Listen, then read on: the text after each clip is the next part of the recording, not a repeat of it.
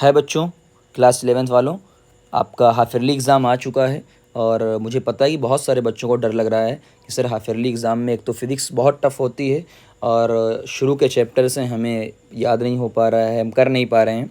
तो मैंने इस प्रॉब्लम को दूर करने के लिए जो सबसे पहली चीज़ है कि भाई हमें पास होना है, अपनी नाक नहीं कटानी है, इज़्ज़त बचानी है, उसके लिए डेरिवेशन इंपॉर्टेंट होते हैं। चाहे 11th में चाहे 12th में, स्कूल वाले तो वैसे भी डेरिवेशन ज़रूर देते हैं। तो आज आप इस वीडियो से आपका डर ख़त्म हो जाएगा, डेरिवेशन में आप नंबर पा जाएंगे।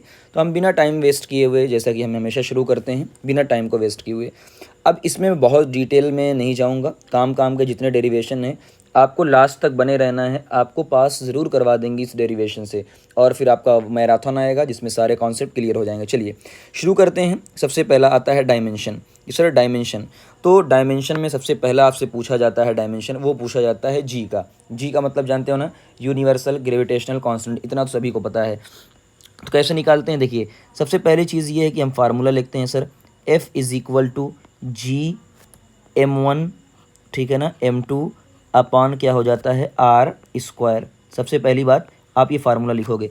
अब आपको यहाँ से जी का निकालना है, तो जिसका भी निकालना हो उसका फार्मूला बनाओ। तो जैसे ही मैंने जी का फार्मूला बनाया, जी का फार्मूला क्या आ गया, एक आ गया F और उधर चला जाएगा R स्क्वायर और इधर चला आएगा आपका, मैं M का स्क्वायर ले लेता हूँ क्योंकि मास तो सेम होता है ना। चलिए, तो एफ का डायमेंशन क्या होता है, डायरेक्ट याद होना चाहिए। फिर बोल रहा हूँ कुछ चीज़ों का डायरेक्ट, फोर्स का डायरेक्ट याद होना चाहिए, MLT-2 डायरेक्ट याद होना चाहिए, बहुत ज़्यादा काम आएगा, MLT-2।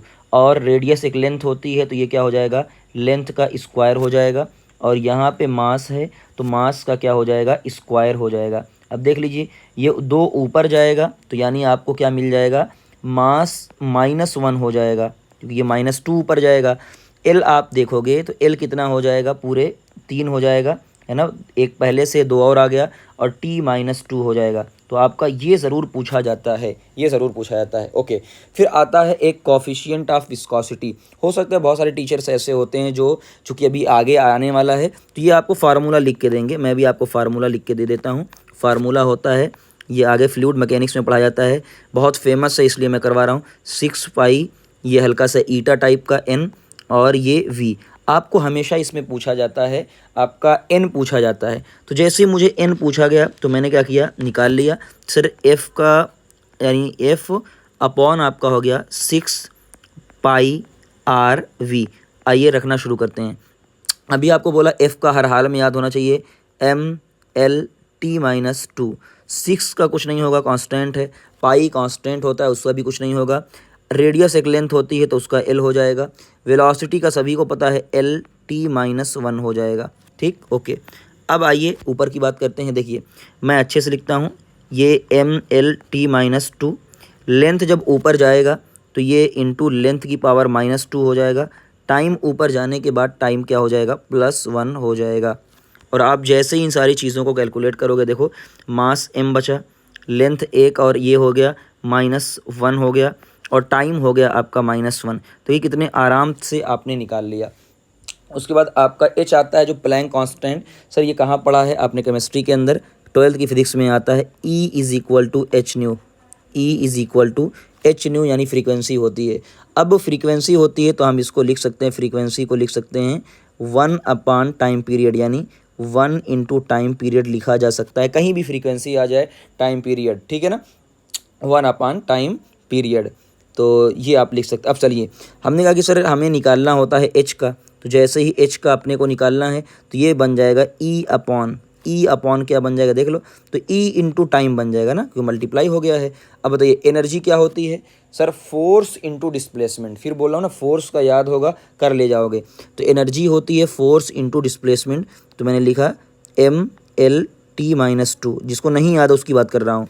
फोर्स हो गया, इनटू क्या हो जाएगा, डिस्प्लेसमेंट, यानी एक और एल से मल्टीप्लाई हो गया, एक और एल से मल्टीप्लाई हो गया, और उसके बाद टाइम तो है ही उसके अंदर। तो देखो एच का भी आपका आ गया ML का स्क्वायर और T। अब भाई साहब बोल रहा हूँ, इनमें से कोई ना कोई एक ज़रूर आएगा, ये हमेशा टीचर का फेवरेट होता है। तो पहले पार्ट में आपको 1-2 नंबर मिल जाएंगे। दूसरा, रिलेशन बिटवीन द क्वांटिटीज़, क्या मतलब है समझिएगा। आपको क्वेश्चन दिया रहेगा, मैं क्वेश्चन आपको दिखा रहा हूँ। क्वेश्चन नंबर 1, क्वेश्चन नंबर 1 आपको जो एनसीईआरटी का है वो time period of simple pendulum, मैं सीधा लिखता हूँ। देखिए ऐसे कि भाई साहब देखिए ये टाइम पीरियड कैसे लिखना होता है, क्वेश्चन पूरा नहीं बता रहा हूँ कि भाई साहब ये टाइम पीरियड डिपेंड कर रहा है मास पे, तो यानी मैंने लिख दिया भाई साहब ये टाइम पीरियड डिपेंड कर रहा है मास पे, ठीक है। उसके बाद मैंने लिख दिया, उसने बोला कि ये टाइम पीरियड और डिपेंड कर रहा है लेंथ पे, तो मैंने लिख दिया हाँ जो क्वेश्चन के अकॉर्डिंग टाइम पीरियड लेंथ पे डिपेंड कर रहा है। फिर मैंने कहा कि ये टाइम पीरियड ग्रेविटेशनल एक्सेलरेशन यानी जी पे डिपेंड कर रहा है, मैंने कहा ठीक है। उसके बाद मैंने सभी की पावर मान ली, ध्यान से देखो ये बना लिया। अब यहाँ से मुझे निकल के आया कि भाई साहब एक काम करो, स्टेप नंबर 1 अब क्या करना है अपने को कि देखिए मैंने कहा T directly proportional to mass का मतलब m, उसकी पावर a मान लिया एकदम आराम से, लेंथ की पावर b मान लिया, और ग्रेविटेशनल वाला यानी g की पावर मैंने क्या मान लिया, c मान लिया। कुछ नहीं करना है, आराम से सभी का आपको मैग्नेट सभी का डायमेंशन लिखना है, आसान है। देखो टाइम पीरियड का डायमेंशन क्या होता है, m कुछ नहीं है तो मतलब 0, l कुछ भी नहीं है 0, टाइम है तो इसका मतलब टाइम क्या हो चुका है 1, ठीक है। अब ये डायरेक्टली प्रोपोर्शनल हटा दो, इसको 1 मान लो, तो मैंने डायरेक्ट लिख दिया, अगर 1 लिखो चाहे ना लिखो कोई दिक्कत नहीं है। मास का क्या होता है m होता है, तो उसकी पावर मैंने क्या माना है a, लेंथ का l होता है तो उसकी पावर मैंने क्या माना है b, और g क्या होता है बताओ, एक्सेलरेशन, और एक्सेलरेशन क्या होता है L-t-2, ये आपको इतना तो पता, इसकी पावर मैंने माना है c, देखो मैंने मान लिया। अब क्या करो सभी की पावर को इक्वल, जैसे यहाँ पे देखो फिर से वही, यहाँ पे सिर्फ क्या बचा है, तो यहाँ पे सिर्फ बचा है t की पावर 1, यहाँ पे सिर्फ क्या बचा है t की पावर 1, बाकी सब क्या है 0 हैं। तो टोटल पावर को ऐड करो, देखो m पे टोटल पावर क्या है a, और कहीं l नहीं है, m नहीं m, l की पावर देखो यहाँ पे b है और वहाँ पे क्या है c, तो यानी पावर ऐड हो जाती है b प्लस c, और टाइम की पावर क्या हो चुकी है -2, और बाहर मैंने c, तो यानी कुल मिला जुला के यही वाला स्टेप सबसे ज़्यादा इंपॉर्टेंट है। अब कुछ मत करो, अब आसान है भाई साहब, पावर को कंपेयर कर दो, तो मैंने कहा कंपेयर कर दिया। अब जैसे ही पावर को मैंने कंपेयर किया, ध्यान से देखिए, मैंने जैसे ही कंपेयर किया सभी लोग ध्यान से देखो, सबसे पहले एम वाले को देखो, एम मैंने एम को कंपेयर किया, तो एक तरफ क्या है देखो, पहले यहाँ लिख देता हूँ, एक बार एम को कंपेयर किया, एक बार एल को कंपेयर किया, एक बार टी को कंपेयर किया, एक सिखा रहा हूँ अच्छे तरीके से देखिए। तो अगर आप देखो एक तरफ तो एल एच एस में 0 है और इधर क्या है ए, तो ये हो गया। उसके बाद एल वाला देखो, एल वाला क्या है, एक तरफ तो 0 है और दूसरी तरफ क्या है बी प्लस सी, तो यहाँ से आपको पता चल जाएगा कि यार हाँ ये देखो। उसके बाद यहाँ पे देखो एक तरफ है पावर 1 और एक तरफ है पावर माइनस क्या है 2c, तो यहाँ से c की वैल्यू आ जाएगी -1/2, ये हो गया। और यहाँ से क्या है देखो, अगर c की वैल्यू यहाँ पे पुट कर दो तो 0 बराबर b -1/2, तो यानी b की वैल्यू जो आ जाएगी, b की वैल्यू आ गई 1/2 और a की वैल्यू तो 0 आ गई है। यानी आप फार्मूला पुट कर दो अब सीधा कि भाई साहब t की पावर m, अब m की पावर क्या थी पहले a थी, तो a की पावर क्या हो गई है 0, l की पावर b थी यानी l की पावर क्या हो गई है 1/2, और उसके बाद आपका g था, g की पावर c यानी -1/2। अब कुछ लोग तो ये भी नहीं लिख पाएंगे, तो आसान है भाई साहब, देखिए ये है t डायरेक्टली प्रोपोर्शनल, मास की पावर 0 यानी वो डिपेंड नहीं कर रहा है। 1/2 का मतलब क्या होता है, हमेशा याद रखिए, पावर 1/2 का मतलब अंडर रूट, तो है ना, और ये l ऊपर रहेगा, माइनस का मतलब क्या है कि वो नीचे रहेगा। देखो ये टाइम पीरियड आपका बन गया, इतने आसान तरीके से पूरा। चलिए तो एक और ये हो गया, सेकंड वाला प्रैक्टिस करवा दे रहा हूँ, एक और बाकी और हो गया। अगला वाला आपका दिया हुआ है कि भाई साहब फ्रीक्वेंसी, आपकी जो फ्रीक्वेंसी है, तो मैंने माना f यानी फ्रीक्वेंसी डिपेंड कर रही है सबसे पहला टेंशन यानी फोर्स पे, टेंशन भी क्या है एक फोर्स, तो मैंने कहा देखिए फ्रीक्वेंसी टेंशन पे यानी फोर्स पे डिपेंड कर रही है, अच्छी बात है। उसके बाद उन्होंने कहा कि भाई साहब लेंथ पे भी डिपेंड कर रही है, तो मैंने एल मान लिया, लेंथ पे डिपेंड कर रही है। उसके बाद उन्होंने कहा कि मास पर यूनिट लेंथ पे डिपेंड कर रही है, तो मैंने एम लिखा यानी मास पर यूनिट लेंथ, एम मास पर यूनिट लेंथ, है ना, जो भी दिया है उसको लिखा लेंथ। अब मैंने बनाना चालू किया, देखिए ये फ्रीक्वेंसी होती है F directly proportional to force, तो मैंने इसकी पावर क्या मान लिया ए, लेंथ तो मैंने इसकी पावर क्या मान लिया बी, मास पर यूनिट लेंथ यानी m, उसकी पावर क्या मान लिया मैंने, c मान लिया। अब अभी बताया देखो फ्रीक्वेंसी क्या होता है 1/टाइम पीरियड, यानी ये हो जाएगा t की पावर -1, बाकी सब क्या है 0 हैं, t की पावर -1। अब यहाँ पे हटाया, फोर्स का क्या होता है अभी बताया था mlt-2, तो mlt-2 इसकी पावर क्या होती है a, l यानी लेंथ, इसकी पावर क्या हो गई b।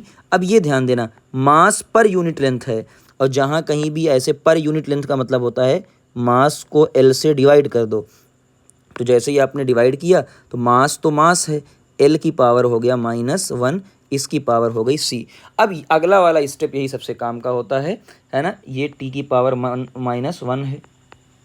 काम क्यों होता है, क्योंकि आपको पूरा ऐड करना हो, जहाँ जहाँ मास है। बताइए मास जहाँ जहाँ है, एक पे पावर a है, एक पे पावर c है, तो यानी a + c हो जाएगा। हाँ देखो यहाँ भी मास है और यहाँ भी मास है, a की पावर a, a की पावर c।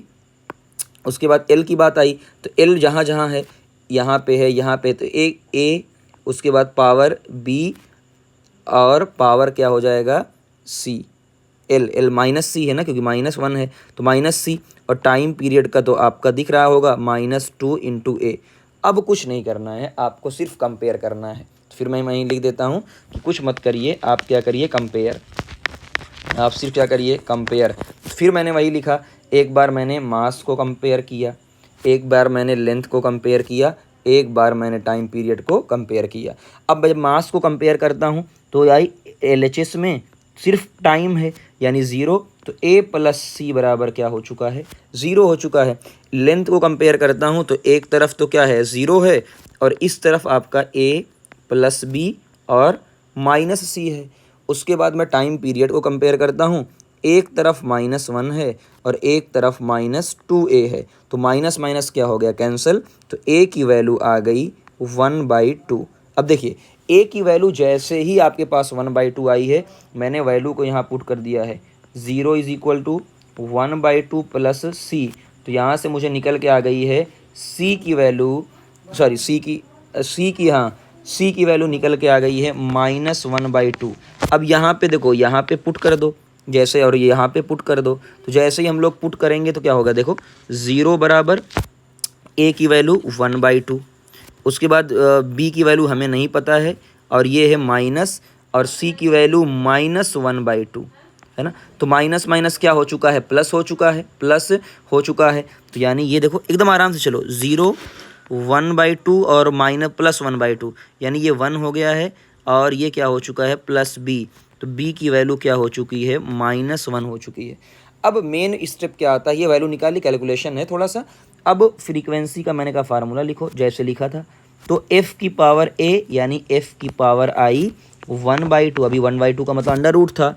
उसके बाद l की पावर क्या आ गई -1 आ गई, और आपका m जो आया तो ये अभी c यानी -1/2 आ गई। तो अभी थोड़ी देर पहले मैंने बताया, तो यहाँ पे लिखो frequency directly proportional to l की पावर -1, -1 का मतलब क्या होता है नीचे की तरफ जाएगा, यहीं गड़बड़ी होगी। 1/2 का मतलब क्या होता है कि अंडर रूट में रहेगा। अब f तो ऊपर रहेगा, क्यों, इसके ऊपर प्लस पावर है, मास के ऊपर माइनस है, तो मास का कहाँ रहेगा नीचे, यानी एक और फार्मूला आपका जनरेट हो गया। देखो इतने आसान तरीके से फार्मूला जनरेट होता है।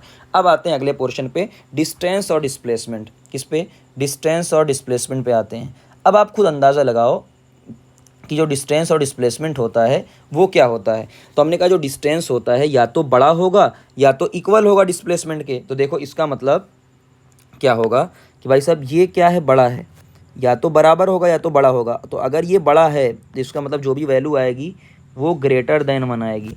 ग्रेटर देन क्या आएगी 1 आएगी, या इक्वल टू 1 आएगी। बात समझ में आई ना, मैग्नीट्यूड की बात कर रहे हैं यहाँ पे, या मैग्नीट्यूड की ही बात कर रहे हैं।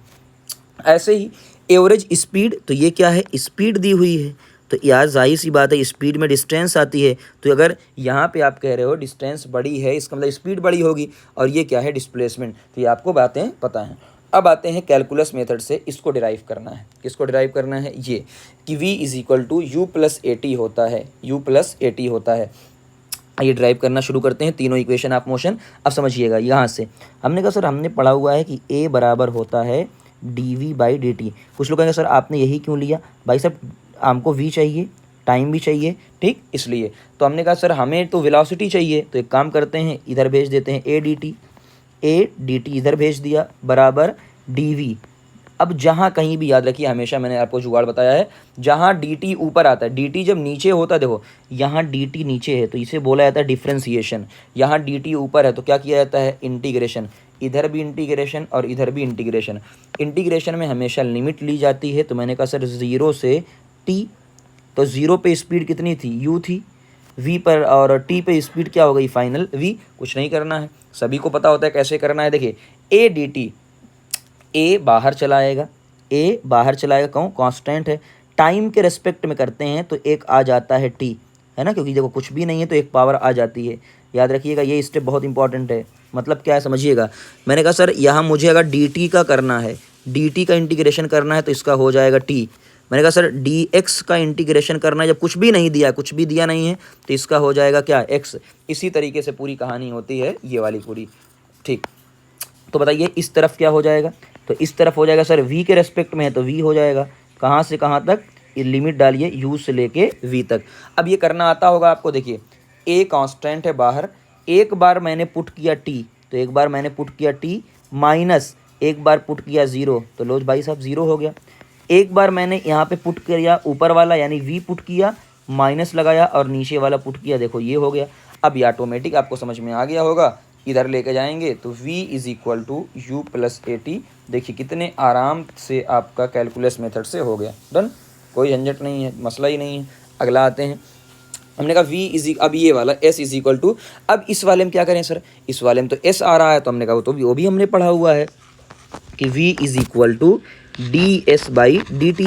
जहाँ कभी भी टाइम नीचे आता है तो इसका मतलब हम डिफ्रेंशिएट कर रहे हैं, बट हमें तो s चाहिए, इसका मतलब हम इंटीग्रेशन करेंगे। तो हमने कहा सर एक काम कर लेते हैं, डी एस बराबर वी डी टी, और कभी भी वी डी टी ऊपर आए तो इंटीग्रेशन कर दो, इंटीग्रेशन, और इधर भी क्या कर देंगे, इंटीग्रेशन।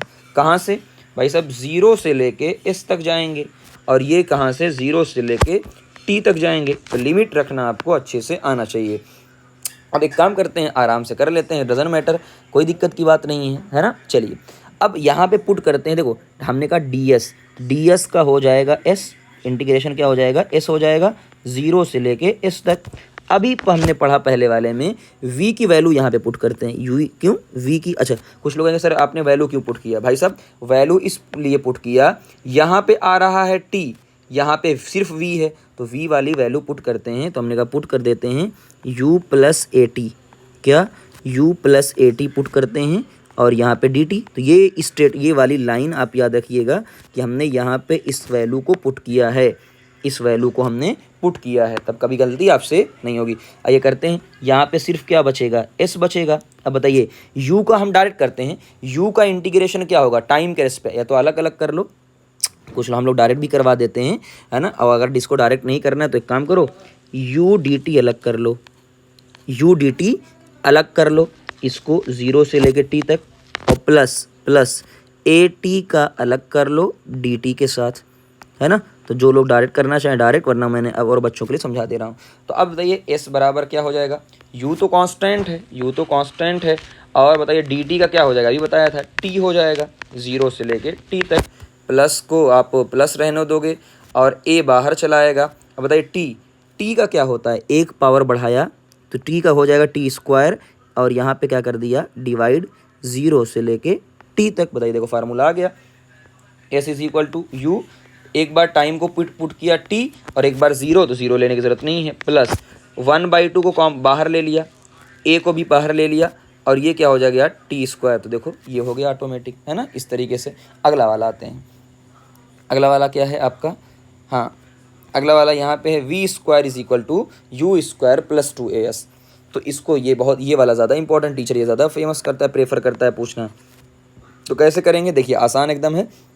हमने कहा हमने यहाँ पे एक फार्मूला, देखो आपने 2 फार्मूला पढ़ा है, एक होता है a is equal to d v by d t, है ना, d v by d t. But यहाँ पे तो यार s आ ही नहीं रहा है, इसका मतलब कुछ न कुछ, तो हम क्या करते थे, ds से ऊपर मल्टीप्लाई करते थे और ds से नीचे मल्टीप्लाई करते थे। तो हमारे पास एक फार्मूला निकल के आ जाता था v d v by d s, v d v by d s. अगर जिसको नहीं आता देख लो भाई साहब, ये आपका दिख रहा होगा, ये वाला टर्म जो है ये बन गया है ये। तो यहाँ पे अब हमें क्या चाहिए, तो हमने कहा सर ए तो आ गया, एक काम करते हैं ए डी एस को एक साथ कर लेते हैं और उसके बाद आपका क्या बच गया, वी डी वी एक साथ बच गया। और जब भी कभी ऐसा होता है तो क्या करते हैं, इंटीग्रेशन। और जैसे ही इंटीग्रेशन किया ए डी एस, ए बाहर ले लिया, किसका किया हमने, डी एस का, तो क्या आ गया, एस आ गया है ना, एस। और यहाँ पे क्या हो गया, वी डी वी। अब देखो ध्यान से, v का करोगे तो आएगा वी स्क्वायर बाई 2। कहाँ से कहाँ तक, लिमिट हमेशा इनिशियल टू फाइनल, यानी u से लेके कहाँ तक रहेगा, v तक रहेगा। तो यानी u से लेके कहाँ तक रहेगा, v तक रहेगा। बस आराम से, तो कोई इंटीग्रेशन करना भी आप सीख गए हो। तो यानी ये बन गया ए एस और ये बच गया आपका, आप बाहर v square minus u square और नीचे क्या हो जाएगा, 2 उधर मल्टीप्लाई हो गया, तो v square minus u square is equal to 2as। तो वी स्क्वायर बराबर यू स्क्वायर प्लस 2as। देख लो कितने आसान तरीके से। अब अगला चलते हैं stopping distance and stopping time पे चलते हैं, है ना। तो ये देखो, ये इतना ज़्यादा इंपॉर्टेंट नहीं है फिर बोल रहा हूँ, बट इसलिए है कि अगर कभी पूछ ले एनसीईआरटी में दिया हुआ है तो आपको बस एक लाइन से, इससे बहुत कुछ आप प्रूफ करके दिखा दूंगा। देखो स्टॉपिंग एक मास है जो यू से चल रहा है। स्टॉपिंग का मतलब ये है कि भाई साहब इसकी फाइनल स्पीड क्या हो चुकी है, 0 हो चुकी है। तो अगर फाइनल स्पीड 0 हो चुकी है, इसका फाइनल स्पीड 0 हो चुकी है, इसका मतलब वो रुकने से पहले यहाँ से लेके यहाँ तक चला होगा। तो इसे ही बोलते हैं डी स्टॉपिंग। जितनी डिस्टेंस है इसमें जो टाइम लगा है उसको हमने बोला टी एस, यानी स्टॉपिंग टाइम। अब देखते हैं कितना लगा। अच्छा, सबसे पहली बात बताइए कि अगर ये आगे की तरफ चल रहा है तो इस पर एक्सेलरेशन कहाँ लग रहा होगा। सर जाहिर सी बात, कॉमन सेंस की बात है, पीछे की तरफ लग रहा होगा एक्सेलरेशन, तभी तो ये रिटार्ड हुआ है, तभी तो रुका है, वरना कभी रुकता ही नहीं। चलिए शुरू करते हैं। पहला शुरू करते हैं। पहला क्या है, देखिए मैंने कहा बाई, है ना, हमने अभी फार्मूला डिराइव कर लिया है, v square is equal to u square plus 2as, ये पढ़ लिया है। अब हम फाइनल स्पीड क्या हो चुकी है, 0 हो चुकी है। इनिशियल स्पीड उसने दिया हुआ है, प्लस को प्लस रखा, 2 को 2 रखा, a को a नहीं माइनस a, क्यों, क्योंकि बाईं तरफ लग रहा है अपोजिट डायरेक्शन में, और मैंने रखा ds, मैंने रख दिया। अब बताइए खुद यहाँ पे देखिए क्या बन गया आपका, इस तरफ जाएगा तो 2a बराबर यू स्क्वायर। हमें क्या चाहिए था, ds चाहिए था, तो यानी ये बन गया यू स्क्वायर अपॉन 2a। देख लो कितने मस्त तरीके से आपका स्टॉपिंग डिस्टेंस आ गया। बात समझ में आ गई, स्टॉपिंग डिस्टेंस आपका आ गया। अब आते हैं सेकंड में टाइम निकालना है, तो कैसे निकालेंगे, आसान है कि v बराबर u प्लस ए टी। हाँ sir, u plus a T हो गया। अब फाइनल स्पीड 0 है, u से हमने किया है, प्लस नहीं माइनस एक्सेलरेशन इनटू टाइम। बताइए टाइम की जो वैल्यू आ जाएगी वो आएगी u बाई ए।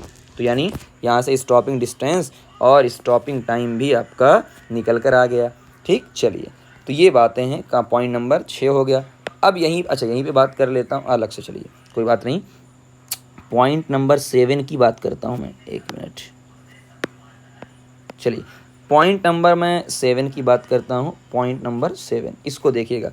इस बार क्या हो रहा है कि हम बात कर रहे हैं मोशन अंडर ग्रेविटी की। एक बॉल को ऊपर की तरफ फेंका जा रहा है, ध्यान से देखिएगा।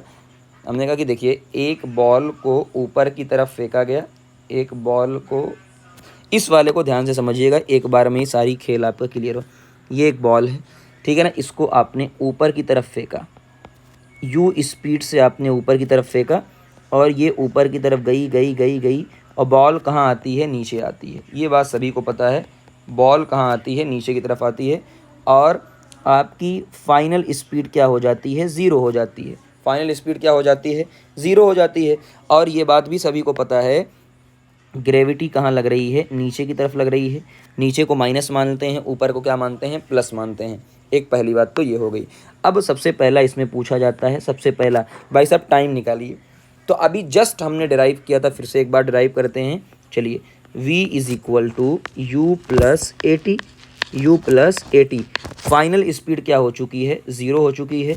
u की वैल्यू u है, एक्सेलरेशन प्लस नहीं, मैंने चलो यहाँ भी एक्सेलरेशन माइनस जी रहेगा, माइनस जी रहेगा, और t ऊपर जाने में t है ना, यानी ऊपर जाने का टाइम, तो हमने माना t अप यानी ऊपर जाने का टाइम। तो यहाँ पे निकाला तो हमने कहा u बराबर, u इधर जो है ना, u बराबर आ गया जी टी।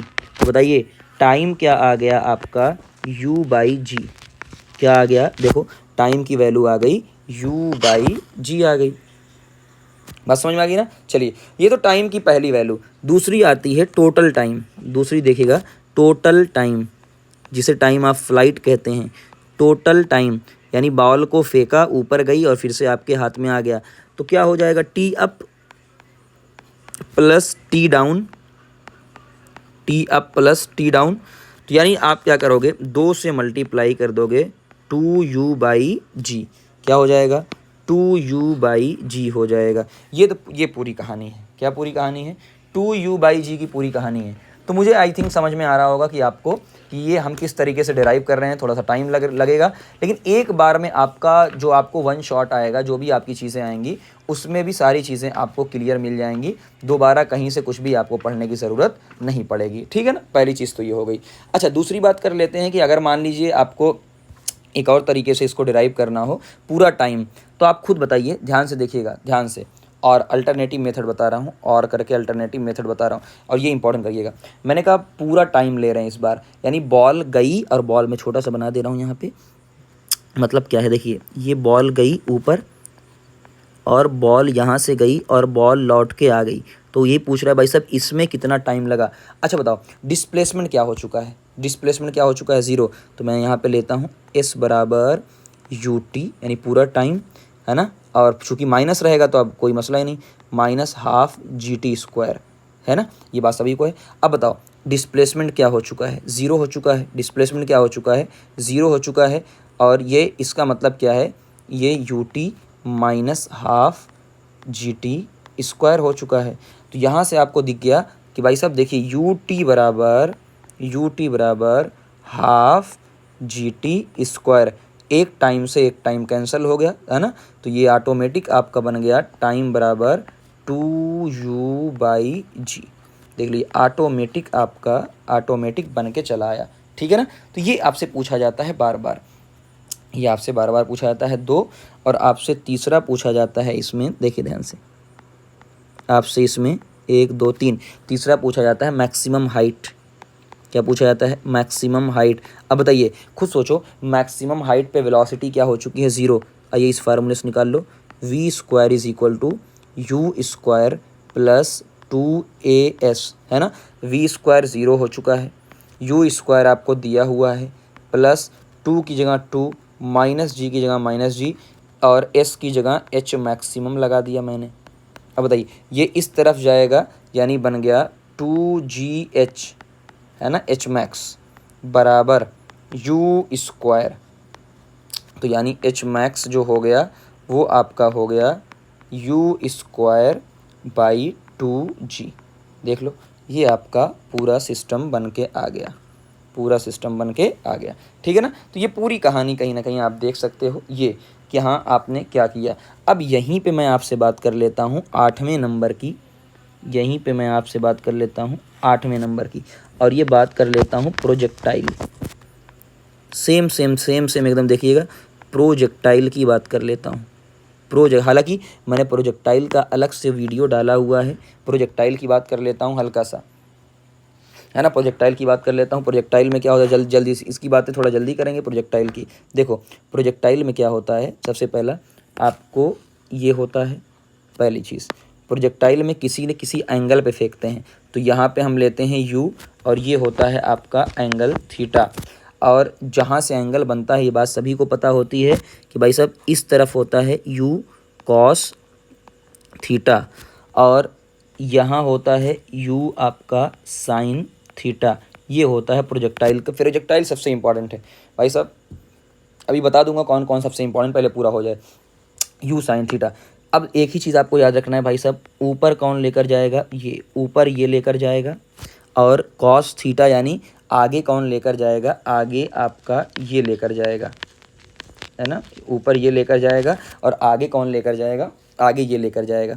तो आपको अगर इतनी बातें क्लियर हैं, ऊपर कौन लेके जा रहा है, आगे कौन लेके जा रहा है, तो मुझे नहीं लगता आपको कोई भी प्रॉब्लम होगी, कभी कोई प्रॉब्लम नहीं होगी। ये आप ध्यान दीजिएगा। देखो ध्यान से, एक मिनट, जस्ट वेट, पेंसिल रुक गई है। ओके, जस्ट एक मिनट रुकिए, पेंसिल थोड़ी सी रुक गई है। चलिए ध्यान दीजिएगा। अब हमने आपसे कहा, अभी जस्ट हम लोगों ने निकाला हुआ था, है ना, देखो डिराइव किया हुआ था यहाँ पे t is equal to u by g. आपको सिर्फ क्या करना है, जैसे जैसे उस फार्मूले में रखना है। अब बताइए ऊपर कौन लेकर जा रहा है, यू साइन थीटा, तो बताइए क्या आएगा। तो मैंने कहा ये जो ऊपर टी अप, जैसे देखो बार बार नहीं कर रहा हूँ, जैसे ये वाला हमने किया, टाइम क्या आया है u by g, same same, बस यू की जगह क्या हो जाएगा, देखो ये is equal to u x होता है, इसे बोला जाता है वाई वाली स्पीड साइन थीटा।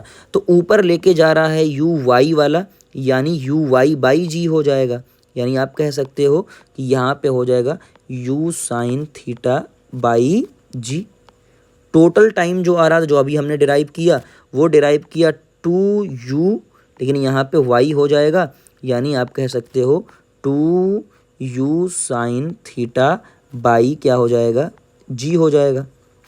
अभी आपने निकाला कि जो मैक्सिमम हाइट होती है वो होती है, देखो ध्यान से, यू स्क्वायर बाई 2g। बस फ़र्क क्या है यहाँ पे, y हो जाएगा, यानी you square sine square theta by 2g हो जाएगा, है ना। अब मैक्सिमम रेंज वाली कहानी होती है, ये इंपॉर्टेंट है। रेंज का मतलब कितनी आगे जाता है, ये वाली सबसे इंपॉर्टेंट। रेंज का मतलब सबसे कितना आगे जाता है। तो हमने कहा जो आगे की बात है, आगे, वो आगे देखो इंपॉर्टेंट है, फिर बोल रहा हूँ वेरी इंपॉर्टेंट है ना, रेंज वाला। अब देखो रेंज क्या है, यू एक्स, यानी एक्स में स्पीड कितनी है, into total time, into total time. अब बताइए एक्स में स्पीड कितनी है, you cos theta, you cos theta. Time अभी आ चुका है आपका 2u साइन थीटा बाई क्या हो जाएगा, जी। तो यानी ये फार्मूला आपका आ गया you square 2 sine theta cos theta by क्या हो जाएगा, जी, है ना। और जो ये होता है 2 साइन थीटा कॉस थीटा, इसे बोलते हैं, तो ये यू स्क्वायर हो जाएगा, इसे बोलते हैं साइन 2 थीटा बाई क्या हो जाएगा, जी। तो फिर बोल रहा हूँ क्या क्या इंपॉर्टेंट है, फिर सबसे ज़्यादा इंपॉर्टेंट कौन है अगर देखा जाए पूरे ओवरऑल में, आपका ये वाला फार्मूला सबसे ज़्यादा इंपॉर्टेंट है ओवरऑल। और उसके बाद आपका एच मैक्स का ये वाला फार्मूला इंपॉर्टेंट है, एच मैक्स का ये वाला फार्मूला इंपॉर्टेंट है ना, ये एच मैक्स का ये वाला फार्मूला ज़्यादा इंपॉर्टेंट।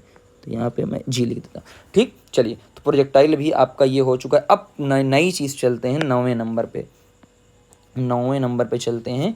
प्रोजेक्टाइल में और क्या क्या पूछा जा सकता है, प्रोजेक्टाइल में और क्या क्या पूछा जा सकता है, समझिए। प्रोजेक्टाइल में सबसे इंपॉर्टेंट चीज़ आती है मैक्सिमम रेंज की, ध्यान दीजिएगा। मैक्सिमम रेंज, जो बता रहा हूँ, जो बता रहा हूँ बहुत ध्यान से समझ लीजिएगा, कभी वो आपसे गलती नहीं होगी। मैक्सिमम रेंज पर मैं अभी बताऊंगा। मैक्सिमम रेंज ध्यान से देखिएगा, मैक्सिमम रेंज आसान है। मैंने कहा देखिए आर का फार्मूला लिखो, तो मैंने कहा आर का फार्मूला लिख लो, u square sine 2 theta by क्या होगा, जी। लिख लिया, एकदम आराम से लिखना, नंबर पाने का जुगाड़। अब एक बात तुम बताओ, given velocity, for given velocity, जब आपकी वेलोसिटी ऐसे लिखना, फॉर, यहाँ पे लिख देता हूँ फॉर गिवन वेलोसिटी, कि मतलब आपने बस उसको फेंक दिया है, तो u क्या हो जाएगा, कांस्टेंट है, g तो चेंज होगा नहीं। तो इसका मतलब क्या है कि जो r है वो डायरेक्टली प्रोपोर्शनल हो जाएगा साइन 2 थीटा। अब अपना अंदाज़ा लगाओ, है ना, for range to be maximum, तो पूरा लिखता हूँ ताकि, क्योंकि यहाँ पे फिक्स ये होता है, for range to be maximum, कि अगर रेंज को क्या होना है, मैक्सिमम होना है। अगर रेंज को मैक्सिमम होना है तो इसका मतलब क्या है कि भाई साहब साइन 2 थीटा को मैक्सिमम होना पड़ेगा, साइन 2 थीटा को मैक्सिमम होना पड़ेगा, जो कि साइन 1 होता है, जो कि मतलब 1 होता है, और 1 पे साइन 90 होता है। तो इसका मतलब 2 थीटा बराबर 90 हो चुका है, और तो थीटा बराबर क्या हो जाएगा, 45 डिग्री, 45 डिग्री हो जाएगा। बात समझ में आ गई, ये बात आपको ध्यान देनी है। अब यहीं पे एक चीज़ और आती है, यहीं पे एक चीज़ और आती है, समझिएगा। ये लाइन में बाहर लगाता हूँ यहाँ से। क्वेश्चन जो बनता है, देखो क्वेश्चन क्या बनेगा उस चीज़ का ध्यान देना, जो सबसे ज़्यादा जो क्वेश्चन बनता है वो क्वेश्चन, एक मिनट कहाँ गया, हाँ क्वेश्चन क्या बनेगा, देखिए मैंने कहा कि जो आर, एक क्वेश्चन आएगा आर मैक्सिमम का जो फार्मूला आया है वो आ गया यू स्क्वायर, चूँकि साइन 2 थीटा तो 90 पूरा हो चुका है, तो ये यू स्क्वायर बाई 2g। अब यहीं पे आपको निकालना है, बताओ एच मैक्स कितना आएगा, एच मैक्स कितना आएगा। मैंने कहा अभी उसका फार्मूला लिखो, you square sine square theta upon 2g। अब बताओ थीटा कितना है, क्योंकि यहाँ पे थीटा 45 डिग्री, 45 डिग्री पर 45 डिग्री, तो यहाँ पर भी कितना पुट करेंगे, 45, कितना पुट करेंगे, 45। जैसे ही 45 पुट करेंगे तो यू स्क्वायर बाई 2g तो वहीं पे है, 2g तो वहीं पे है, साइन 45 का स्क्वायर, साइन 45 कितना होता है, 1/√2, इसका भी स्क्वायर, तो यानी ये पूरा क्या आ जाएगा आपका, यू स्क्वायर बाई 4g, क्या हो गया, यू स्क्वायर बाई 4g हो गया। अब चाहो तो नंबर 1 नंबर 2 को डिवाइड कर दो। मैं क्या करता हूँ, जो आसान तरीका, देखिए भाई साहब, यू स्क्वायर बाई जी, देखो यू स्क्वायर बाई जी क्या है, तो हमने लिख दिया यू स्क्वायर बाई जी है R max, R max upon क्या हो गया 4, यानी एक बहुत अमेजिंग चीज़ आपका निकल के रिजल्ट आ गया कि देखिए जो रेंज होती है मैक्सिमम, अगर उस पर आप हाइट देखोगे तो 4h मैक्स के बराबर होती है। ये भी कई बार डेरिवेशन में डायरेक्टली पूछ लिया जाता है। चलिए देखिए, तो ये प्रोजेक्टाइल का ये हो गया। और 9वां नंबर, 9 नंबर के बाद आता है 10वां नंबर, और 10वां नंबर क्या आता है, देखिए बताता हूँ। 10वां नंबर आता है कि प्रोजेक्टाइल जो है वो पैराबोला है कि नहीं, पाथ इज़ पैराबोला। प्रोजेक्टाइल की बात चल रही है कि पाथ इज़ पैराबोला, कि पाथ पैराबोला है कि नहीं। क्या मतलब इसका है, देखिएगा, जब आप किसी भी प्रोजेक्टाइल, कोई भी प्रोजेक्टाइल बनाते हो, जैसे देखिए ये आपने प्रोजेक्टाइल बनाया और आपने इसको ऐसे फेंका, आपने इसको ऐसे फेंका, तो क्या इस तरीके से जाता है, हाँ, इसी पाथ को बोला जाता है पैराबोला। क्या बोला जाता है, पैराबोला बोला जाता है। ठीक है, चलिए, तो यही देखना है। तो मैं एक पॉइंट मार्क करता हूँ कि भाई साहब ये आ चुके हैं यहाँ पे, तो यहाँ से यहाँ की डिस्टेंस देखिए ध्यान से, यहाँ से ए, यहाँ से यहाँ की डिस्टेंस हमने लिया है x, और यहाँ की डिस्टेंस हमने क्या लिया है, जाहिर सी बात है ये y है, और आफ्टर टाइम t, यहाँ पे क्या लगा है, टाइम t लगा है, टाइम t लग चुका है।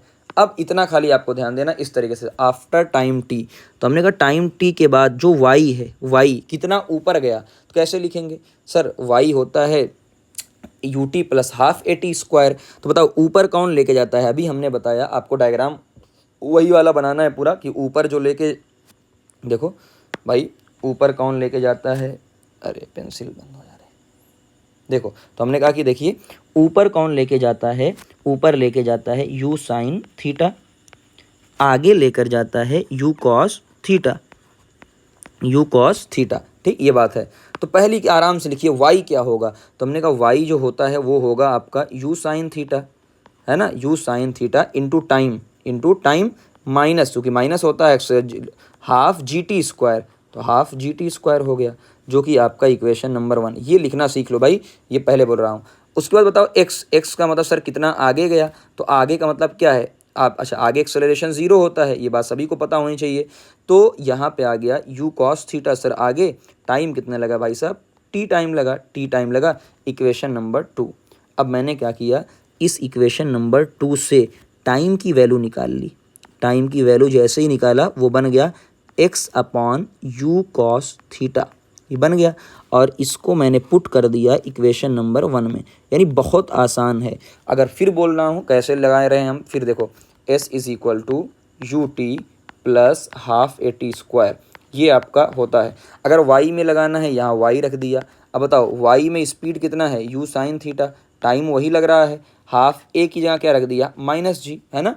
और अगर एक्स में निकालना है तो ये बात सभी को पता होती है, एक्स में ये बात जिसको नहीं पता है नोट डाउन कर लो कि जो एक्स होता है यहाँ पे ए एक्स यानी एक्सेलरेशन क्या होता है, ज़ीरो होता है। तो जैसे ही यहाँ पे ज़ीरो पुट करोगे तो सिर्फ क्या बचेगा, you cos theta into time. देख लो मैंने पूरा और अच्छे से आपको बता दिया ताकि कहीं भी किसी तरीके से, क्योंकि ये श्योर है 100%, ये सारे की आते ही अगर आएंगे तो इनमें से, तो इसमें कहीं इफ़ बट है ही नहीं, इफ़ बट आपका है ही नहीं, इसलिए आपको बता रहा हूँ। तो जैसे ही आपने पुट किया तो देखिए क्या निकल के आया, क्या निकल के आ गया, y बराबर, है ना, क्या निकल के आया देख लो ध्यान से, u साइन थीटा जो पहले से था, u साइन थीटा, टाइम की वैल्यू क्या आ गई into x by you cos theta, ये आपकी आ गई है ना वैल्यू, माइनस हाफ जी, और t का स्क्वायर है यानी x का स्क्वायर और u स्क्वायर और कॉस स्क्वायर और थीटा। तो मैंने सिर्फ वैल्यू को पुट किया और कुछ भी नहीं किया है ना। तो यहाँ पे देखो y बराबर क्या आ गया, x को अलग कर लिया, x को अलग कर लिया, u और क्या हुआ, u से u कैंसिल हो गया, साइन बाई कॉस क्या आ गया, टेन थीटा, टेन थीटा, है ना। और यहाँ पे बन गया माइनस जी, एक मिनट, जी कहाँ रख दिया, वेट एक मिनट, हाँ, तो ये आ गया जी, तो कहाँ रहेगा, ऊपर रहेगा। तो यानी ये जी एक्स स्क्वायर हो गया और यहाँ पे हो गया बहुत लंबा चौड़ा सा आपका टू यू स्क्वायर, है ना, और आपका कॉस स्क्वायर थीटा। तो यहीं से आपको दिख गया कि y डायरेक्टली प्रोपोर्शनल टू ये x का स्क्वायर, और जब भी ऐसा कुछ होता है तो पाथ इस क्या होता है, पैराबोला आप कह सकते हैं। इतने से काम चल जाएगा। कहानी समझ में आ गई सभी को। चलिए अब आते हैं एक लास्ट और इसमें कर लेते हैं इस वाले में। हालांकि देखिए ये 10 हो गया। अब मैं अभी लास्ट में आपको बताऊंगा कि आपको कौन कौन सा वाला पढ़ना है, आपको कौन कौन सा वाला पढ़ना है। ये तो मेरी समझ से यहाँ तक की बातें तो बहुत ज़्यादा हो गई हैं, पूरी इंपॉर्टेंट बातें। और भी ढूंढ रहा हूँ कौन कौन सा डेरिवेशन और आ सकता है, जस्ट एक मिनट दीजिए मुझे। हाँ, और डेरिवेशन जो आपका आ सकता है वो है ये वाला। अब लॉज ऑफ मोशन में चलते हैं। लॉज ऑफ मोशन में हम लोगों ने पढ़ा हुआ है अच्छे तरीके से, इसमें इतना बहुत है। एक और है रेंज वाला, रेंज इक्वल होती है कि नहीं होती है वो भी मतलब होता है। तो मुझे लगता है कि एक लाइन का है, चलो बता देता हूँ यार, है ना। और लास्ट में बताऊँगा कौन कौन सा आपको लास्ट में, क्योंकि अभी आ जाएगा ना तो फालतू में 5 नंबर आपका चला जाएगा। 5 नंबर की बात है भाई, 5 नंबर। चलो बता रहा हूँ रेंज कैसे। ये देखो, ये बड़ा सा एक बना देता हूँ, है ना, एक भी नंबर भी नहीं कटना चाहिए। देखिए ये एक आपका ग्राफ है जिसको आपने थीटा डिग्री पे फेंका है ना। तो इसका अपना कोई ना कोई रेंज होगा। उसके बाद एक ग्राफ और लेते हैं, एक ग्राफ और जिसको मैंने फेंका है लेकिन रेंज दोनों का सेम दिखाया है, और इसका जो हमने एंगल लिया है, अब बताओ ये एंगल अगर ये थीटा है तो ये एंगल पूरा क्या हो जाएगा, ये 90 माइनस थीटा, है ना। ये पूरा 90 माइनस थीटा पे एंगल हमने लिया, ये पूरा ठीक है। अब ये पूरी बात देखिए, ये एंगल थीटा, ये 90 माइनस थीटा, रेंज दोनों की क्या है, सेम। अब बहुत ध्यान से देखिएगा, बहुत ध्यान से। एक को 1 मानता हूँ, इस वाले को, चलो मैं इस वाले को 1 मान लेता हूँ, इस वाले को 2 मान लेता हूँ। आपको रेंज प्रूफ करना है क्या दोनों की रेंज सेम कैसे आई, दोनों की रेंज सेम कैसे आई, रेंज ऑफ प्रोजेक्टाइल सेम। तो रेंज ऐसे लिख देता हूँ यहाँ पे, रेंज इज सेम, है ना, range remain same, range remain same, range remain same at angle, कौन सा angle, complementary angle, at complementary angle, यानी जिनका सम क्या होता है 90, एट कॉम्प्लीमेंट्री एंगल। कॉम्प्लीमेंट्री का मतलब जिनका सम क्या होता है 90 के बराबर। तो आप दोनों को ऐड करेंगे, जैसे मैंने कहा कि भाई सब एक 37 है, एक 53 डिग्री है, दोनों की रेंज क्या आएगी, सेम। एक 30 डिग्री है, एक 60 डिग्री है, तो दोनों का है ना, ये रेंज क्या आएगी, सेम। इसी को प्रूफ करना होता है। तो ये कैसे, देखिए मैंने कहा जो R1 होती है, जो मैंने 1 वाला लिया है R1 अभी आपको बताया गया है, जस्ट आपको बताया गया है कि क्या होता है ना, यू एक्स यानी you cos theta into total time यानी 2u साइन थीटा बाई जी। अभी हमने जस्ट थोड़ी देर पहले आपको रेंज का देखिए फार्मूला यहाँ पे लिखवाया है। ये रेंज मैंने कहा ना वेरी इंपॉर्टेंट, रेंज बहुत इंपॉर्टेंट है। ये हो गया आपका। अब R2 निकालिए। जैसे ही आप R2 निकालेंगे वही पुट करेंगे U, लेकिन इस बार कॉस थीटा नहीं है, इस बार कॉस 90 माइनस थीटा है। तो यहाँ पे मैंने लिख दिया cos 90 minus theta, cos 90 minus theta into 2u sine theta नहीं sine 90 minus theta, 90 minus theta by g. अब थोड़ी सी बेसिक मैथ यूज़ होती है, वो क्या होती है देखिए, ध्यान से देखिए। R2 बराबर यू हो गया स्क्वायर, यू स्क्वायर। अब एक बात बताइए, ये जो आपका कॉस 90 माइनस थीटा, ये जो कॉस 90 माइनस थीटा, ये होता है साइन थीटा, ये होता है साइन थीटा। और इसको उसके बाद यहाँ पे रखा गया इंटू 2, है ना।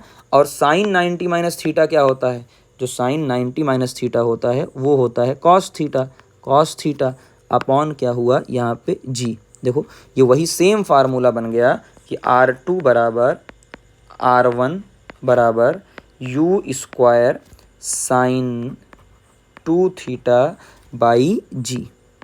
देखो सेम बन गया पूरा पूरा। क्या है यानी दोनों की रेंज क्या आएगी, इस एंगल पे दोनों की रेंज क्या आती है, बराबर। तो आप इसको लिख ही सकते थे, है ना। तो ये जो कि हमने अभी प्रूफ किया था पूरा, तो इस तरीके से आपसे ये प्रूफ किया जा सकता है। तो यहाँ पे ये पूरा ये ख़त्म होता हुआ नंबर 12 की बात करते हैं। अब छोटे छोटे बचे हैं, अब कोई ऐसा नहीं बचा हुआ है जिसमें आपको बहुत ज़्यादा दिक्कत का सामना करना पड़े। तो नंबर 12 क्या है कि देखिए, आपने ये चीज़ अच्छे से पढ़ी है कि जो एफ़ होता है वो होता है डी बाई डी टी। हाँ सर, एफ़ होता है डी बाई डी टी। तो हमने लिख दिया एफ़ बराबर rate of change of momentum. तो हमने ये भी लिख दिया कि डी बाई डी टी को अलग करो, और जो पी होता है वो होता है एम वी। एम वी बिल्कुल सर, ये भी होता है। हमने कहा मास तो कांस्टेंट होता है, मास को बाहर निकालो। मास तो क्या होता है, कांस्टेंट, रॉकेट वाले को छोड़ के। तो मास को बाहर निकाला गया, उसके बाद लिखा गया d v by d t. अब एक बार बताइए, d v by d t क्या होता है, वो होता है मास इंटू यानी एक्सेलरेशन। देखिए आ गया एफ नेट बराबर मास इंटू एक्सेलरेशन। तो यानी ये भी आपका पूरा डिराइव हो गया। बात समझ में आ गई, ये आपका डिराइव हो गया। अब चलते हैं आगे की तरफ, और क्या हो सकता है। हाँ, लास्ट में अब चलते हैं कुछ कुछ छोटी छोटी चीज़ों की तरफ, और वो ये होता है ना, इंक्लाइंड प्लेन वाला 12। अरे यार क्या हुआ, ठीक, 12 के बाद आया 13 नंबर, तो अपना नंबर भी आएगा। अब 13 इस अपने नंबर में क्या है देखिए ध्यान से, अपने नंबर में ये कहानी है, ये होता है इंक्लाइंड प्लेन, जिसे क्या बोला जाता है, इंक्लाइंड प्लेन। यहाँ पे आप रखे होते हैं इस तरीके से, एक मास रखे होते हैं इस तरीके से, एक मास। अब बताइए मास पे हमेशा mg कहाँ लगता है, हमने कहा सर mg तो कहाँ लगता है, नीचे लगता है, और ये एंगल होता है थीटा। ये एंगल क्या होता है, थीटा होता है, ये एंगल थीटा। तो यहाँ से अगर आप ध्यान देंगे, ये एंगल थीटा, हमें जो भी एंगल लेना होता है वो हमेशा ऐसे लेते हैं। हमें याद रखिए, जो भी एंगल लेना होता है हमेशा इस सरफेस के परपेंडिकुलर लेते हैं, और एक एंगल कहाँ लेते हैं, इस तरफ लेते हैं। तो अगर ये थीटा है तो ये भी एंगल क्या हो जाता है, थीटा, है ना। देखो ये थीटा, ये 90 माइनस थीटा, तो ये भी आप एंगल लिख सकते, ये है थीटा। अब बताओ ये अगर एंगल थीटा है, इसका मतलब क्या हो जाएगा कि mg का वो कंपोनेंट जो यहाँ से बन रहा है, तो यहाँ से ध्यान, तो मैं अगले स्टेप में बनाता हूँ खाली इस पे, ठीक, अगले स्टेप में, वेट, हाँ, तो मैं अगले स्टेप में बना देता हूँ इस चीज़ को, खाली इसी चीज़ को बनाऊंगा कि देखिए यहाँ जो लगता है, अगर आप ध्यान देंगे, दो चीज़ लगी है इस लाइन पे, दो चीज़ है, एक ऐसे लग रही है, एक ऐसे, और एक लगेगी इस तरफ। तो एक का देखिए, तो ये कंपोनेंट जो आता है वो आता है mg cos थीटा, और ये जो कंपोनेंट आता है वो आता है mg sin थीटा कंपोनेंट, और ऊपर लगता है नॉर्मल। तो आज के बाद ब्लॉक में आपको ये याद रखना है, और ऊपर क्या लगता है, नॉर्मल। ये आपका छोटा सा पार्ट है जो आपके बहुत काम आता है। तो यानी यहाँ से आपको एक चीज़ मिल जाएगी, चलो नॉर्मल बना देता हूँ, नॉर्मल भी बना देता हूँ। नॉर्मल हमेशा सरफेस के परपेंडिकुलर, यानी ये ऊपर क्या लग रहा है, नॉर्मल लग रहा है। तो यहाँ से पहली चीज़ आपको याद रखना है कि नॉर्मल बराबर m g cos theta, inclined plane पे नॉर्मल बराबर m g cos theta. Block को नीचे कौन ला रहा है? तो हमने कहा सर जो एफ नेट है, एफ नेट वो है आपका नीचे लाने वाला m g sine theta, m g sine theta. दुनिया का हर नेट फोर्स बराबर एम ए होता है, तो एम ए बराबर m g sine theta, m g sine theta. M से एम कट जाता है तो ये आ जाता है ए बराबर जी साइन थीटा। तो ये भी कुछ कहानी हो जाती है, छोटी सी कहानी। अब आते हैं कुछ और चीज़ें। अब फ्रिक्शन की इसी में बात करते हैं। 14 की बात करते हैं। चलिए एक मिनट, हाँ 14 की बात कर लेते हैं। अगर ध्यान से आप देखेंगे एंगल ऑफ रिपोज, जैसे 14 वाला इंपॉर्टेंट है। फिर बोल रहा हूँ थोड़ी देर में आपको, बस ख़त्म होने वाला, थोड़ी देर में आपको पता चलेगा इंपॉर्टेंट कौन कौन सा वाला आपको मेनली किस किस पर फोकस करना है।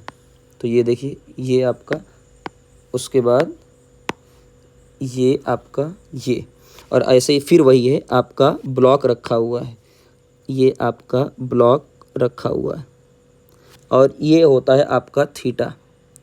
मैंने मान लिया थीटा नॉट।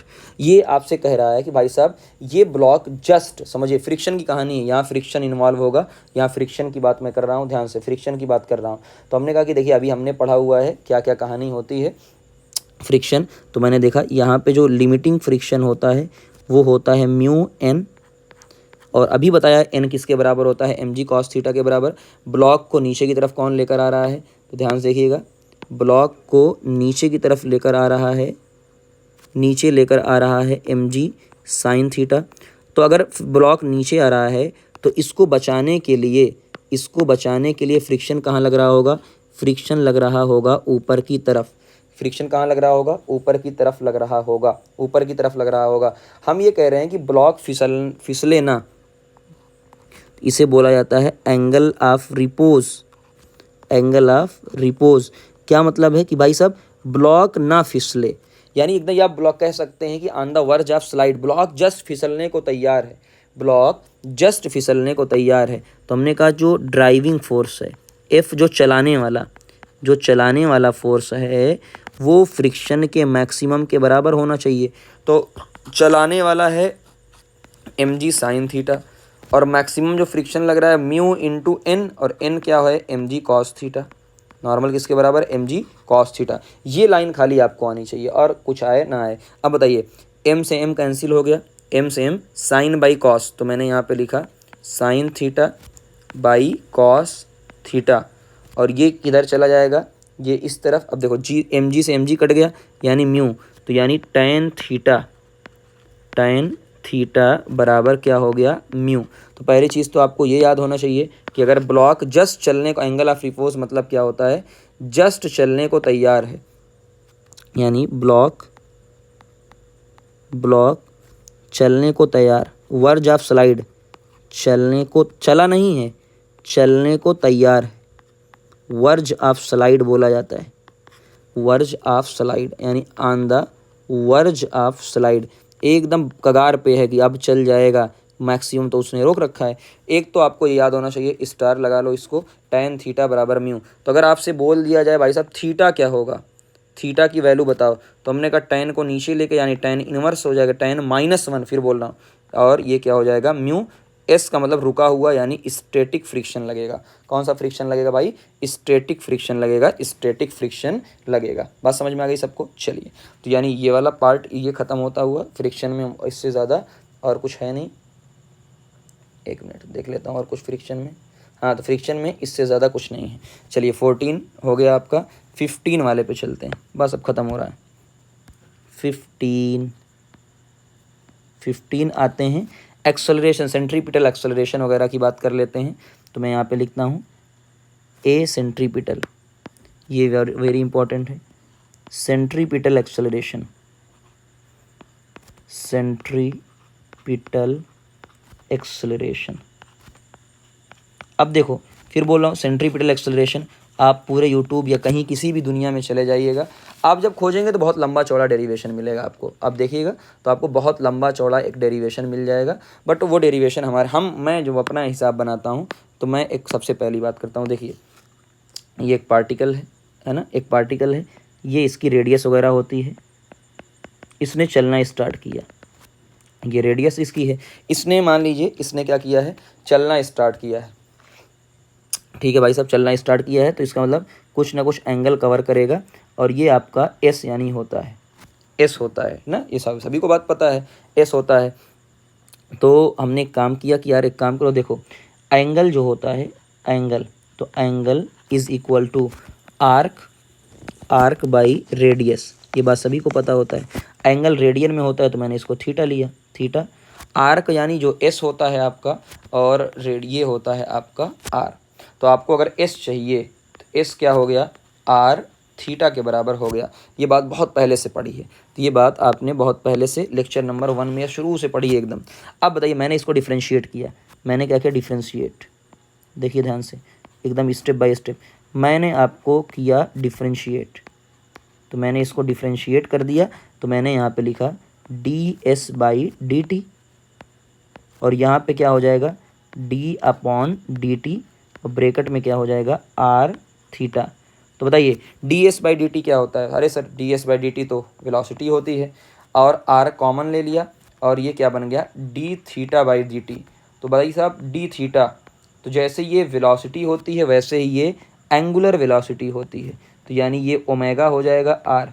तो मैंने जानबूझ के ओमेगा को पहले लिखा है ना, तो ये आपको मिल गया। तो ये आपसे ये कही जाती है, यहीं से देखो, ये वाला करना ज़रूरी। देखो, इसे बोला जाता है लीनियर वेलोसिटी, ये होती है लीनियर, और ये होती है एंगुलर। क्या होती है, एंगुलर वेलोसिटी। तो ये भी डिराइव हो गया, v is equal to omega r. तो पहली चीज़ तो ये हो गई। तो स्टेप नंबर 1 था। अब आइए स्टेप नंबर 2 पे। स्टेप नंबर 2 है, ये कहानी देखिएगा, सेंट्रीपिटल के लिए वेरी इंपॉर्टेंट, ताकि देखो यहाँ पे कहानी के साथ साथ आपका कॉन्सेप्ट भी क्लियर हो रहा है। भाई टाइम लग रहा है, डजेंट मैटर, समझिए। अब ये होता है पार्टिकल, जब ये पार्टिकल घूम रहा है, रेडियस आर है, तो ये हमें भी पता है, ये रेडियस आर है। एक पार्टिकल घूम रहा है, ये वाला, ये पार्टिकल कहाँ है, ऊपर की तरफ घूम रहा है, इसकी वेलोसिटी v है। ये पार्टिकल, अब जब कोई भी चीज़ घूमती है, फोर्स लगता है, दो टाइप के एक्सेलरेशन आते हैं। पहला एक्सेलरेशन समझिए, दो टाइप के एक्सेलरेशन आते हैं, बताए जाते हैं। पहला, एक जो उसके सेंटर, कहाँ गया, हाँ, दो टाइप के एक्सेलरेशन बताए जाते हैं। एक जो उसके सेंटर की तरफ लगता है, जिसे बोला जाता है AC यानी सेंट्रीपिटल एक्सेलरेशन। एक जो लगता है वो वेलोसिटी के अलॉन्ग लगता है, जिसे बोला जाता है ए टेंजेंशियल। ये क्या करता है, ये देखो वेलोसिटी है, तो स्पीड को या तो बढ़ाएगा या स्पीड को क्या करेगा, कम करेगा। जबकि ये क्या करता है, ये ओनली डायरेक्शन चेंज करता है। ये क्या करता है, डायरेक्शन को चेंज करता है। ये बात को ध्यान दीजिएगा, यहाँ कॉन्सेप्ट भी क्लियर हो रहे हैं। अब डेरिवेशन की बात कर लेता हूँ। डेरिवेशन तो मैंने एजम्पशन लिया, माना, एजम्पशन जिसे कहते हैं ना, एज्यूम किया, माना। क्या माना कि भाई साहब वेलोसिटी है कांस्टेंट, यानी स्पीड, वेलोसिटी सॉरी, स्पीड यह क्या है, कांस्टेंट। अब बताइए स्पीड कांस्टेंट का मतलब क्या है, यूनिफॉर्म सर्कुलर, यूसीएम यानी यूनिफॉर्म सर्कुलर मोशन। अब तुम यार एक अंदाज़ा बताओ, अगर स्पीड है कांस्टेंट, स्पीड, और स्पीड बढ़ा कौन रहा है, टेंजेंशियल वाला, तो इसका मतलब ए टी क्या है, ज़ीरो है। अब ये बात पकड़ो, मैंने कहा स्पीड बढ़ ही नहीं रही है, इसका मतलब जो ए टी है, टेंजेंशियल जो स्पीड को बढ़ाता है, वो ज़ीरो है, वरना स्पीड तो बढ़ती, तो ए टी क्या है, ज़ीरो। तो भाई साहब यहाँ सिर्फ कौन प्रेजेंट है, ओनली ए सी, ओनली ए सी है, ओनली ए सी। अब क्या करना है, एक देखो, एक लाइन में सॉल्व, ये तो मैं पूरी कहानी बता रहा हूँ। मैंने कहा वी कांस्टेंट है, ध्यान से देखिएगा। तो अब बताइए, v is equal to omega r, क्या होता है, v is equal to omega r. मैंने इसको कर दिया डिफ्रेंशिएट। क्या कर दिया मैंने, इसको डिफ्रेंशिएट। तो देखो मैंने इसको डिफ्रेंशिएट कर दिया है। जैसे डिफ्रेंशिएट किया, ये बन गया dv by d T, dv by d T. Omega तो कांस्टेंट है ना, देखो ओमेगा तो कांस्टेंट है, तो मैं यहाँ पर लिख देता हूँ dt omega r. Omega constant बाहर निकालो। अब बताओ d v by d t acceleration आएगा, लेकिन कौन सा वाला आएगा? सिर्फ सी है तो सी वाला आएगा, जब टी है ही नहीं, ओमेगा कांस्टेंट है। और ये क्या हो गया? D R by d t. अब बताओ D R by d t क्या होता है अभी बता। तो ओमेगा इंटू क्या हो गया? वेलोसिटी। यहाँ पे ओमेगा की वैल्यू पुट कर दो तो ए सी बराबर क्या आ जाएगा? वी बदो ओमेगा क्या होगा? V by r. अरे यार ओमेगा क्या होगा? देखो v is equal to omega r, तो ओमेगा क्या हो जाएगा? v बाई आर इंटू क्या हो जाएगा? v, यानी फार्मूला बन गया v स्क्वायर बाई आर। या फिर आप कह सकते हो कि एक और वैल्यू पुट कर दो, v की वैल्यू पुट कर दो, तो ये बन जाएगा ओमेगा स्क्वायर बन जाएगा, और क्या बन जाएगा? आर। तो ये आपका डेरिवेशन पूरा हो गया। तो कंप्लीट होता हुआ पूरा का पूरा डेरिवेशन आपका। इससे ज़्यादा डेरिवेशन काम के नहीं होते हैं। इस हालांकि और भी हैं लेकिन स्प्रिंग। अब लास्ट आपको जो लोग लास्ट तक रुके हैं उनको फ़ायदा बता दे रहा हूँ, कौन कौन सा डेरिवेशन एट लास्ट आपको पढ़ के जाना है। लास्ट में बता रहा हूँ, देखो सबसे पहला इन डायमेंशंस में से एक पढ़ लेना। फिर जो जो काम का बोल रहा हूँ वो सबसे इंपॉर्टेंट, जो मतलब जिसको तो छोड़ना भी नहीं, और पढ़ना पूरा है बट छोड़ना किसी को नहीं है, फिर बोल रहा हूँ, ठीक है ना। ये देखो ये वाला डायमेंशन पढ़ लेना, रिलेशन पढ़ लेना, ठीक। पहली चीज़ ये हो गया। इनमें से एक पढ़ लेना, और इसमें से भी टीचर जहाँ स्टार लगाया है ये वाला देता है। स्टॉपिंग डिस्टेंस में कोई दिक्कत नहीं, इसमें कोई दिक्कत नहीं, ये भी नहीं। आप रेंज वाला रेंज पढ़ के जाइएगा। इसका डायरेक्ट फार्मूला याद होना चाहिए आपको। पाथ पैराबोला है, 110% आपको पढ़ के जाना है। 110% मैक्सिमम रेंज किस पर होती है? 110%। 110 की बात कर रहा हूँ, ये 110%, ये आपको ध्यान देना है। उसके बाद आपको सेंट्रीपिटल जो भी, अगर ये चैप्टर जिसके भी सिलेबस में चैप्टर आ रहा है 100% पढ़ के जाइएगा, और सेंट्रीपिटल वाला है ना। और सेंट्रीपिटल में पूरा मत करिएगा, डायरेक्ट आप यहाँ से भी टरका सकते हैं, यहाँ से, यानी आप ये स्टेप डायरेक्ट शुरू कर देते हैं, यहाँ से शुरू कर सकते हैं, ठीक। चलिए, थैंक यू वेरी मच। आप इसके बाद आने वाला है टॉपिक पूरा मैराथन। मैराथन में पूरा आपको पढ़ाया